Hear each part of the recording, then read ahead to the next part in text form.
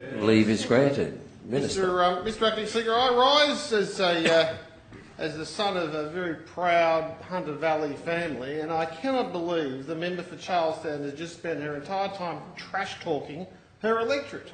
I think the Hunter Valley is a wonderful place to live. I think the investment in the Hunter Valley has meant a great deal of opportunity has been brought about in that particular electorate. I think the mere fact that you've got Newcastle Airport has grown beyond its forecast over the last decade to proportions which has seen it become one of the busiest regional airports in the country. I think the fact that you've got so much investment going into Newcastle, whether it be into the sporting fraternity, the university there is becoming world-renowned.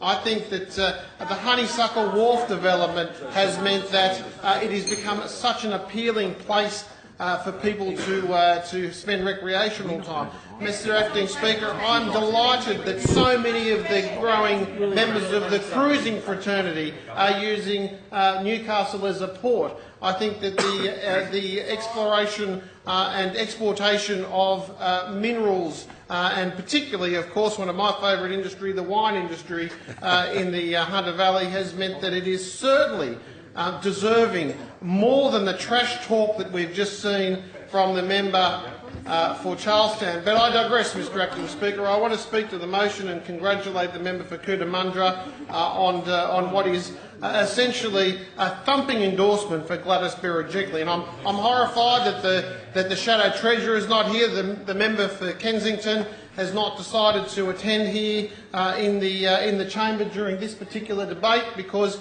he knows full well that in the South Coast, his region, there has been a fantastic amount of investment from this government.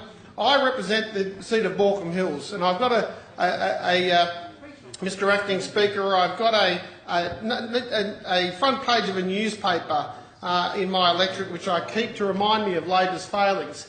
It's an article that boasts by Bob Carr that the North West is going to get the rail, and we are. It's going to be open in the next 2 years. Bob Carr announced that as Planning Minister in 1985.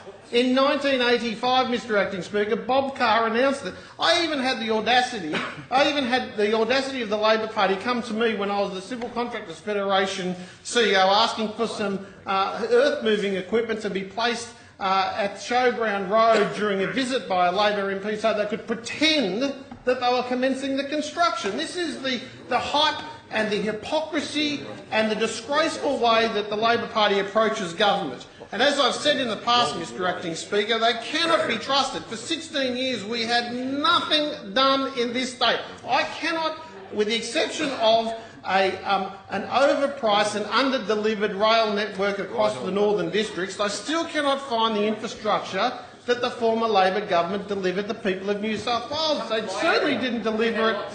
I acknowledge the member for the entrance, so he is having.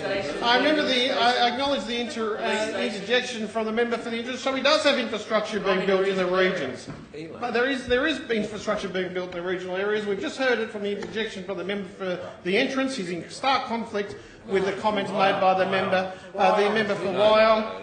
Stark conflicts with the comments by the member for Charlestown. Mr. Acting Speaker, I just conclude by congratulating the member for Cootamundra,